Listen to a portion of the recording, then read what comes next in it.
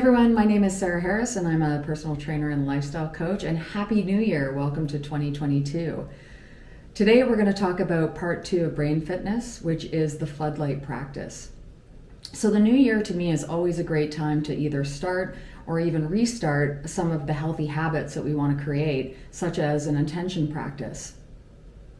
So I'm not sure about you, but I find myself a little harried in these trying times. So I like to use some of these practices as a way to calm myself down and get me more grounded. In my last vlog, I talk about Amishi Jha's book, Peak Mind, Find Your Focus and Own Your Intention. I also included in that vlog a 12-minute, or my interpretation of the 12 minutes that she subscribes people do 5 days a week, of the Find Your Flashlight practice. And this is a practice that basically has you focusing on the rise and fall of your breath. And when you get distracted, you simply pull yourself back. And you do that over and over again. She mentions in her book that we only live our lives 50% in the present moment. To me, that was quite shocking. And she says that this can have a detrimental effect on our well-being. So we can have an uptick in negative emotions such as anxiety, worry, depression. Not to mention, we're not really living our lives in the present. So we're not living life fully. We're not open to the experiences of our lives and the people in them and our work and our play and everything we do. So super important to cultivate our awareness so we can reap the benefits of living life fully. I have to agree with Dr. Jha. As I started doing this flashlight practice, I did notice that I was distracted a lot of the time with watching things about COVID. I went down the rabbit hole of that a few times, only to feel pretty anxious and depressed about it. And also just scrolling through social media and also noticing that I was just spinning. So I was always in my thoughts. They were just rolling around in my head as opposed to being in the present moment. Yet there was some real success. So as I jumped into her practice, and I did it 5 days a week and for 12 minutes a day, and what I did notice, the benefits was on the days that I did it, I definitely noticed I was calmer, more connected, and the best thing was I noticed when I was distracted so I could pull myself back over and over again. So how about you? If you did do the flashlight practice, I'd be curious to know what your experiences were, and you can put them in the comments below. Today, I'd like to offer you practice number 2. It's a floodlight practice, or open awareness, as she says.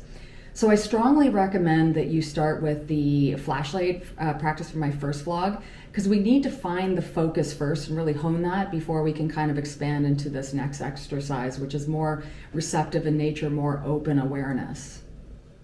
And just a reminder, and this is a really key piece for me, that with both these practices, our brains are almost designed to get distracted. So it's okay that you get distracted. The gold in these practices is that you notice when you're distracted and you pull yourself back. That's where we can start shifting our brains in a really positive way. So these practices have been shown to reduce anxiety, depression, improve our memory, increase clarity and decision-making skills. And most importantly, like I said, we're more connected and present in our lives. So let's jump into the floodlight exercise. This is an open awareness exercise that is receptive in nature. She calls it open monitoring. So it involves allowing for all your experiences, your thoughts, feelings, sensations to arise and then pass away. So that's the whole practice, is that we notice it and then we come back, and we just kind of like clouds in the sky. We just allow them to come and go.